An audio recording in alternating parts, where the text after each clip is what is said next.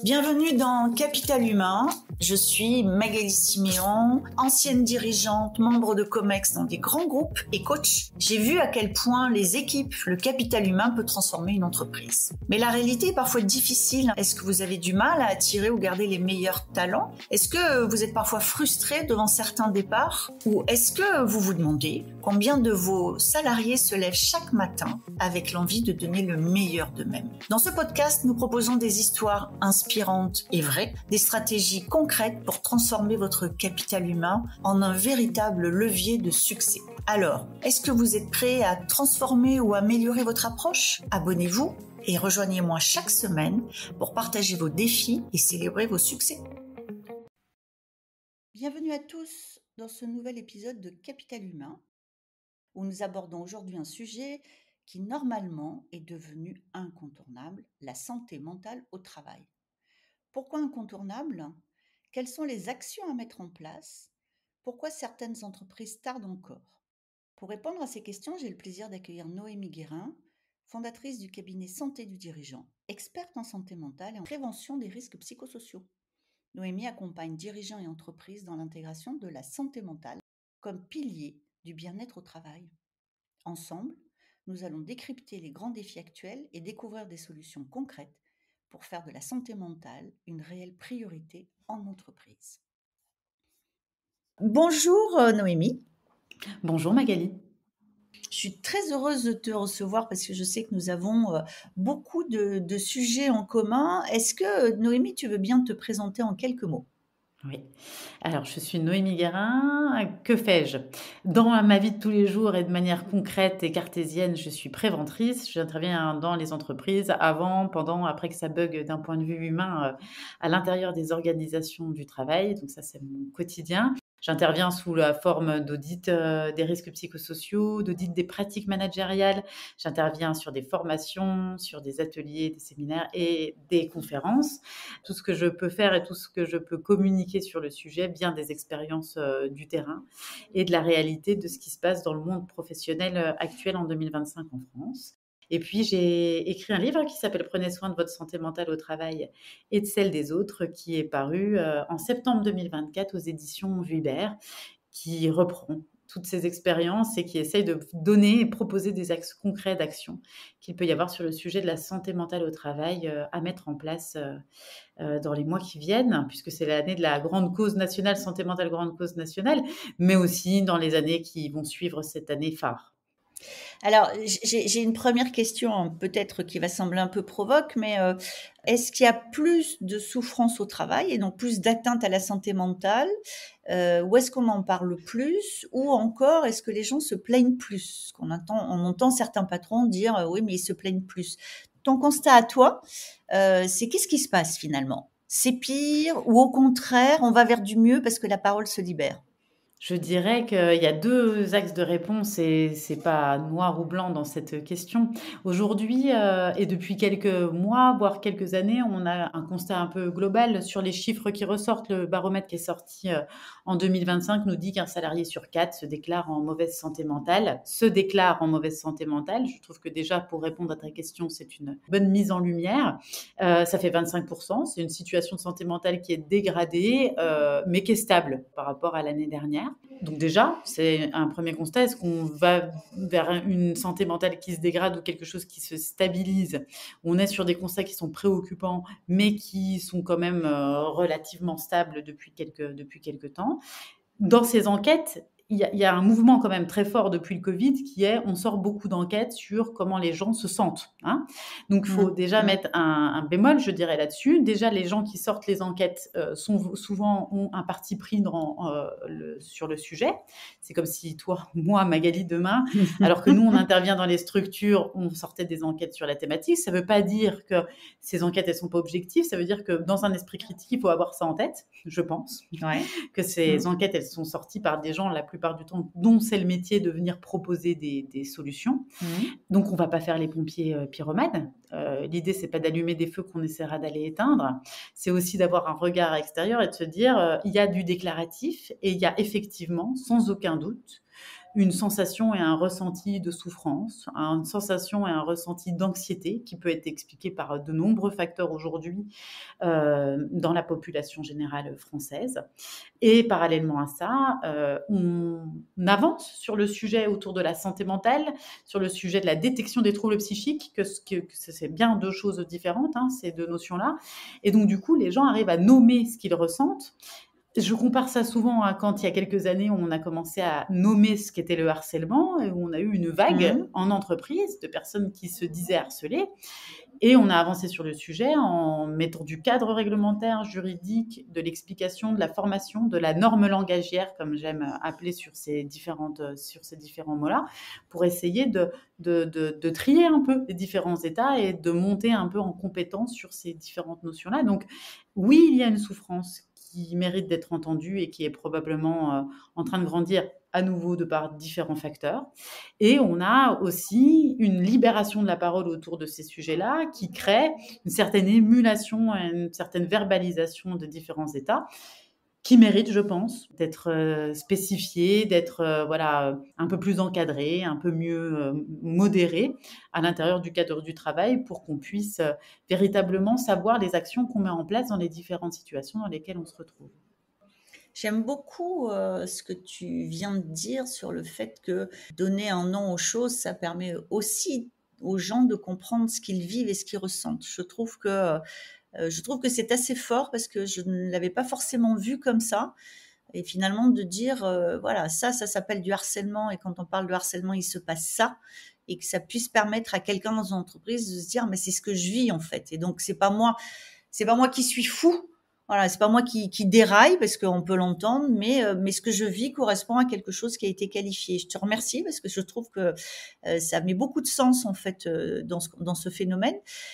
Tu nous dis finalement il y a des causes d'anxiété dans la société. Quelles sont-elles et est-ce que ça veut dire qu'elles ont un impact sur aussi la façon dont on travaille et le rapport au travail? Alors, ça, c'est un vaste sujet qu'il faut essayer de pas, forcément, trop simplifier. Moi, ma spécialité, c'est la santé mentale au travail. Donc je voudrais pas, venir apporter une expertise sociologique trop large sur quelque chose qui n'est pas de mon domaine. Par contre, moi, ce que je peux constater dans mon domaine, j'appelle ça la bande passante. C'est qu'aujourd'hui, les salariés arrivent, les collaborateurs, les managers, les RH, les dirigeants, les entrepreneurs, voilà, ce sujet-là, il concerne tout le monde à l'intérieur de l'organisation du travail, arrivent avec une bande passante déjà altérée sur le lieu de travail. Altérée par différentes situations qui ne sont pas que de l'ordre de nos conditions de travail, puisque aujourd'hui, on a connu différents questionnements, problématiques, politiques, géopolitiques, crise financière, des questionnements environnementaux. Enfin voilà, on a des choses diverses et variées qui viennent impacter cette bande passante. La bande passante, c'est notre capacité à faire face aux événements de la vie, aux défis, à conserver une bonne santé en règle générale, physique, mentale et sociale. Et quand vous arrivez sur votre lieu de travail avec déjà cette bande passante qui est altérée, ben forcément, il y a des choses que vous supporteriez dans un cadre où vous seriez en meilleure santé, en meilleures conditions, que vous ne supportez peut-être plus ou que vous supportez moins dans la situation dans laquelle on peut se trouver aujourd'hui.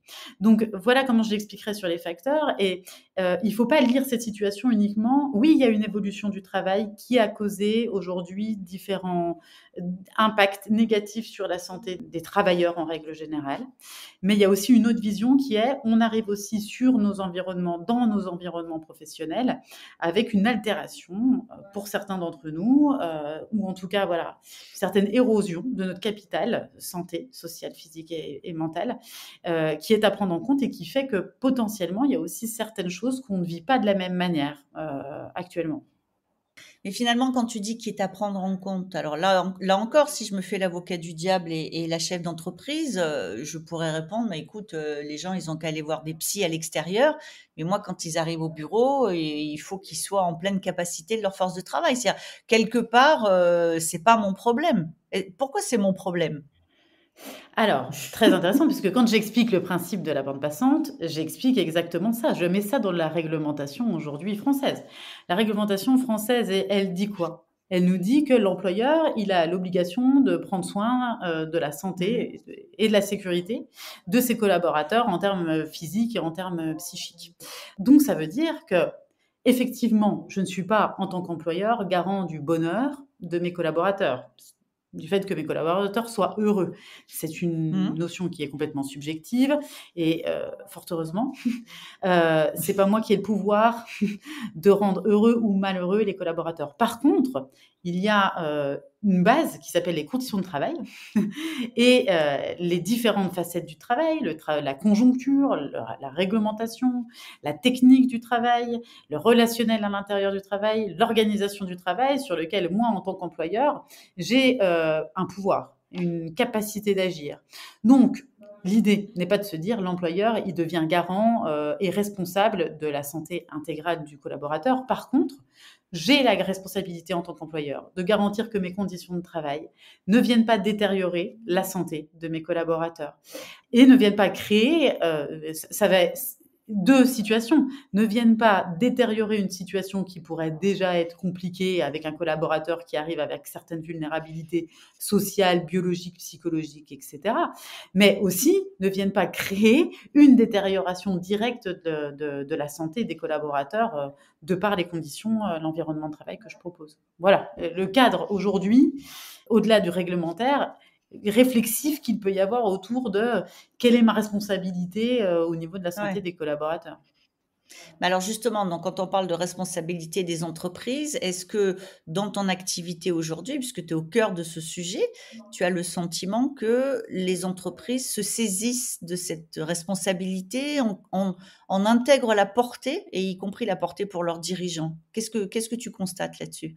Je constate qu'il y a une maturation autour de cette question, autour de la santé mentale, une maturité progressive. Aujourd'hui, moi, ça fait, j'ai travaillé auparavant chez AXA sur le sujet de la prévention des risques professionnels. Ça fait plus de 6 ans que j'ai un parcours d'entrepreneur. J'ai été dans la tech au niveau de la santé, sur le sujet de la santé mentale et sur le sujet de l'intelligence artificielle. Donc, j'ai vu aussi le côté sur les actions qu'on pouvait mettre en place par le biais de différentes applications.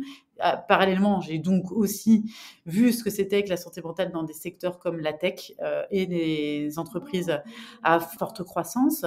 Aujourd'hui, je travaille sur des secteurs divers et variés, autant dans l'électricité que dans la cosmétique, que dans la maroquinerie de luxe, etc. Donc ça, c'est intéressant pour se dire quel regard à 360 on peut avoir sur le sujet, sur l'engagement des entreprises. Il y a quelques années, rien que prononcer le mot santé mentale à l'intérieur des structures, on avait des services de ressources humaines, on avait des dirigeants qui avaient les cheveux qui se dressaient sur la tête en nous disant non, on va venir essayer effectivement de traiter le sujet parce que comme on se rejoint sur la thématique, oui, il y a toujours eu cette conscience-là. Non, on ne me fera pas dire aujourd'hui que les indicateurs clés autour de ce qui peut s'apparenter à une détérioration de la santé, comme l'absentéisme, comme les turnovers excessifs, comme les difficultés à remplir les postes, on n'a jamais su ce que ça signifiait. Non, on sait très bien ce que ça signifie. Sauf que il y a quelques années, c'était un sujet qu'on mettait sous le tapis et qu'on ne voulait même pas aborder. Santé mentale, ça voulait dire ouvrir la boîte de Pandore et que tous les maux du monde s'abattent sur l'entreprise.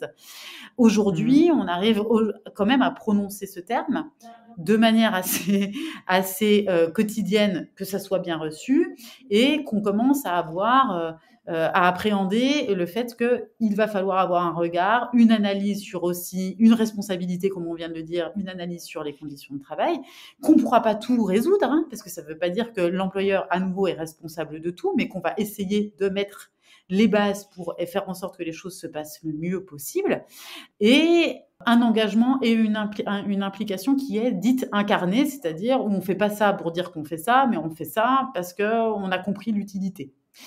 Parallèlement à ça, quel budget on met face à ça? Est-ce qu'on dédie une vraie ligne budgétaire pour venir mettre en place des vraies actions? Quel temps on consacre à ça? Est-ce qu'on se dit, au prochain séminaire, on va mettre 30 minutes pour parler de la santé mentale, ou est-ce qu'on se dit, en fait, on va faire un séminaire sur lequel l'intégralité de la journée sera dédiée à la santé mentale? Et je dirais que même ça, ce n'est pas encore suffisant, hein, parce que je crois profondément à l'acculturation du sujet. Et acculturer un sujet, ça veut dire en parler sous plusieurs angles, de manière récurrente et pérenne.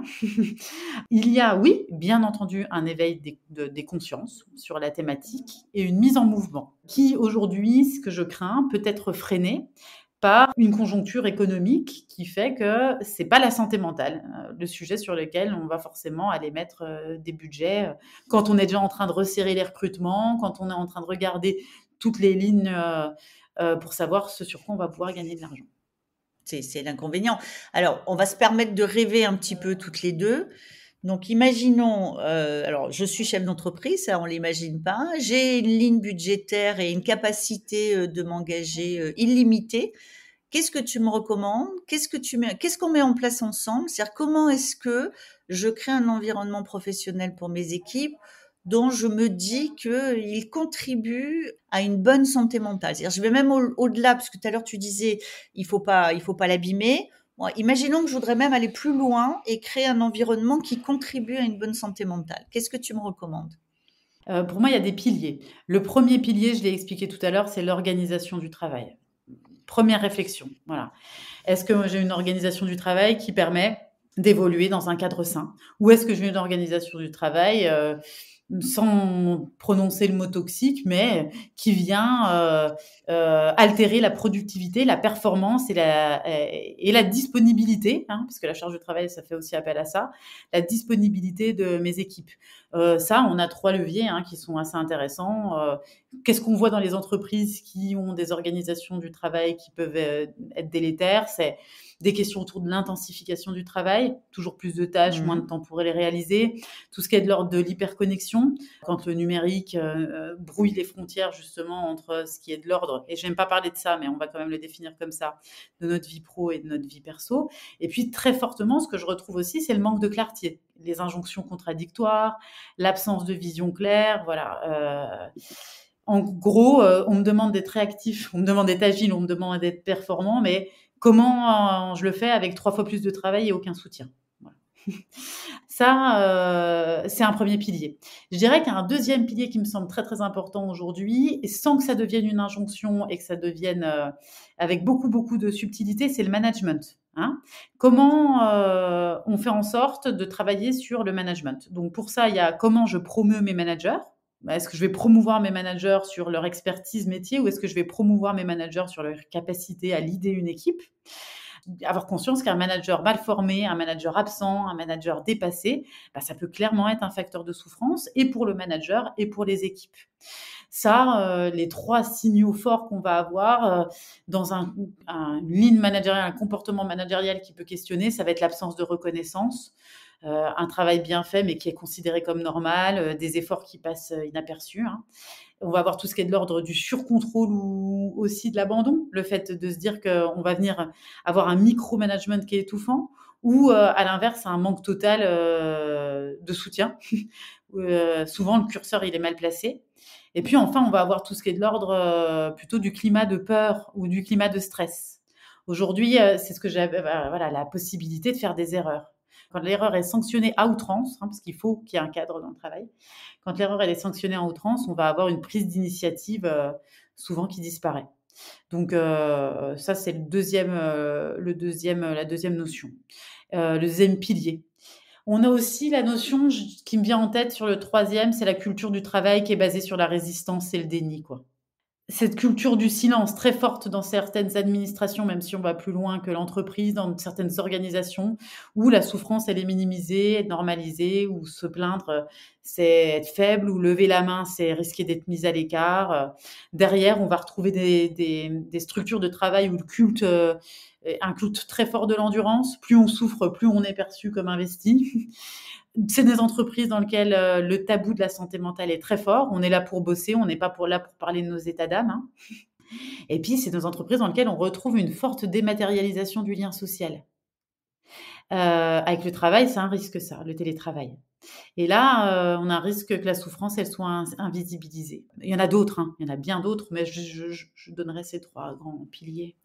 Et donc, alors, si on devait commencer ensemble, hein, tu vois, dans ta pratique et dans tes actions, tu commences par quoi? Tout à l'heure, tu as parlé d'audit, c'est-à-dire que pour identifier quels sont les piliers qui seraient défaillants, tu commences par ça, par une mission d'audit? Alors, pas forcément toujours, parce que c'est pas forcément le degré de maturité, de chaque, structure. Je dirais qu'au départ, si jamais on voulait bien faire au-delà de moi, parce que, il y a ce que moi je fais et il y a ce qui devrait être, l'audit, il peut être fait quand on a des indicateurs. Donc, la première des choses, de manière autonome et quasiment gratuite, c'est de dans son entreprise, d'avoir des indicateurs. Des indicateurs qui nous permettent de prendre le pouls de notre capital humain. Il y a des indicateurs connus, c'est ce que je disais tout à l'heure, l'absentéisme, le turnover. On a des indicateurs dans la sécu, on a des indicateurs, voilà, à bien des égards, différents indicateurs qui peuvent nous donner certaines notions pour savoir si notre entreprise, elle est en bonne forme ou si potentiellement on doit s'arrêter et avoir une lecture un peu plus forte de certaines choses. On parle de 2 types d'indicateurs. Les indicateurs qui sont liés au fonctionnement de l'entreprise, c'est ceux qui permettent d'identifier plutôt des déséquilibres dans l'organisation du travail.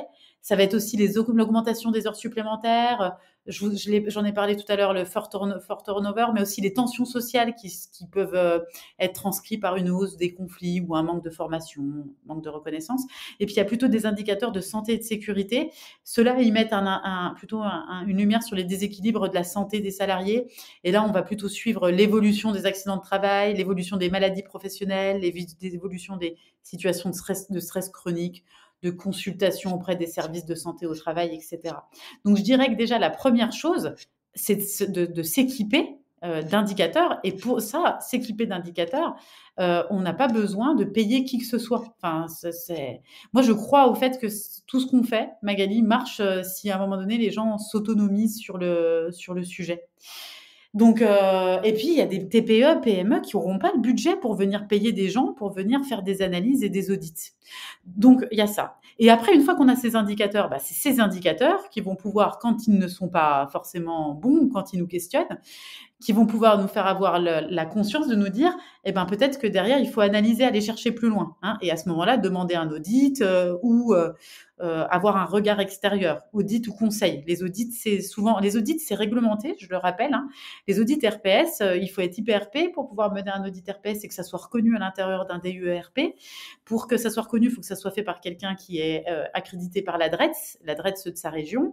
Ça, on ne sait pas forcément dans les entreprises, mais normalement, c'est le cadre légal d'un audit. Comme c'est encadré, l'audit, on doit faire certaines choses, du qualitatif, des questionnaires, du qualitatif, les entretiens, du quantitatif, les questionnaires. On choisit selon la structure, selon le nombre de personnes, mais ça demande un certain investissement parce que c'est du temps et c'est de l'analyse. Voilà. Sinon, il y a autre chose que moi je prône beaucoup. On a parlé tout à l'heure de pourquoi mettre un nom sur ce que l'on vivait était important. Je crois beaucoup à l'importance, quand on commence à intégrer ces sujets-là, à former à une norme langagière autour de la santé mentale. Parce que pour moi, nommer, c'est reconnaître. Et nommer, c'est aussi légitimer les situations. Donc, il y a un vrai enjeu à mettre des mots sur les différentes situations, à former au vocabulaire autour de la santé mentale et des risques psychosociaux, parce qu'aujourd'hui, on met tout et n'importe quoi derrière ces termes-là. On met tout et n'importe quoi derrière santé mentale. On met tout et n'importe quoi derrière la prévention des risques psychosociaux. Par contre, par exemple, j'ai des gens qui me disent, lui, il est RPS. Mais ça veut dire quoi que quelqu'un est RPS dans une entreprise? Ça veut rien dire, quoi. Donc, aujourd'hui, former au vocabulaire autour de ces sujets, c'est aussi une prise de pouvoir. Une prise de pouvoir au niveau de l'entreprise. On réacquiert une compétence en interne.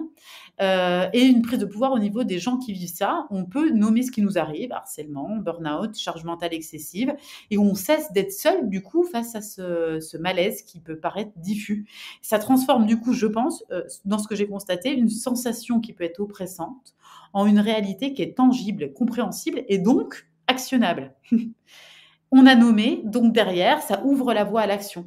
On peut mettre un mot sur une situation, on peut donc ouvrir derrière la porte au changement, on peut outiller, on peut alerter, on peut se défendre, on peut demander de l'aide et on peut aussi pousser les entreprises à assumer leurs responsabilités.